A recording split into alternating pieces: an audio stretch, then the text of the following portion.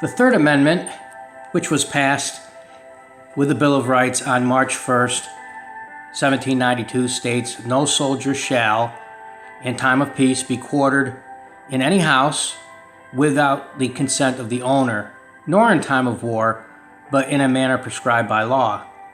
This amendment has had little activity in the court since its inception, but does that make it any less important than it was in the 18th century American colonies? The amendment was created as a means of preventing anything at all that resembled the Quartering Act from ever happening again on American soil. This British Parliamentary Act was part of the Intolerable Acts enacted in 1774, which led colonists to a revolution against Great Britain. The Quartering Act forced colonists to house and pay the cost of British soldiers who had no space in local barracks. The Patriots felt that this was an invasion of privacy. It was a means of spying and also a way to make the colonists pay for England's military. Due to the lack of foreign troops occupying the United States, with the exception of the Whiskey Rebellion, which went on from 1791 to 1794, and parts of the War of 1812, the Supreme Court has never decided a case on Third Amendment grounds. This does not mean that it has not been questioned or used as a defense in court over the centuries. According to Scott Gerber's journal article, The Unavoidably Brief Historiography of the Third Amendment, the closest the Third Amendment got to the Supreme Court was in 1965 with Griswold versus Connecticut. Justice William O. Douglas included this amendment with others from the Bill of Rights, whose penumbras identified a constitutional right to privacy. Earlier than this was the case of the Youngstown Sheet and Tube Company versus Sawyer, where Justice Robert H. Jackson furthered the amendment by stating that even in wartime, Congress needed to authorize the use of private homes for the housing of military.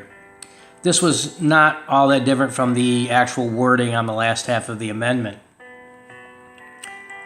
Morton Horowitz mentions in the 1982 Englum versus Carey case, which came up in the Second Circuit Court of Appeals. This had to do with National Guardsmen who needed housing due to a prisoners' workers' strike. The court's conclusion was that the National Guard are to be considered soldiers, but at the same time, the amendment use of the term owner should include tenants as well. This would have strengthened the amendment considerably if it had not been dismissed prior to reaching the Supreme Court. Samantha A. Lovin states, "Many scholars have questioned whether or not the Third Amendment is largely obsolete in regards to modern day, yet it has recently come up in cases involving law enforcement.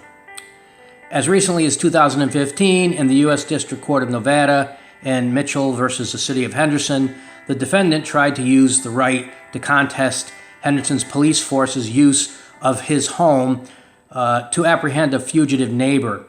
Unfortunately for Mitchell, the court ruled that this did not apply and that the amendment did not apply since police officers are not considered soldiers." Morton has also stated in his journal article, "Is the Third Amendment obsolete?" He said, "No one cares about the Third Amendment and no one has any interest in perpetuating its memory." This exaggeration is meant to make a point that compared to the other amendments, this one is fairly cut and dry and has not been active over the past 225 years.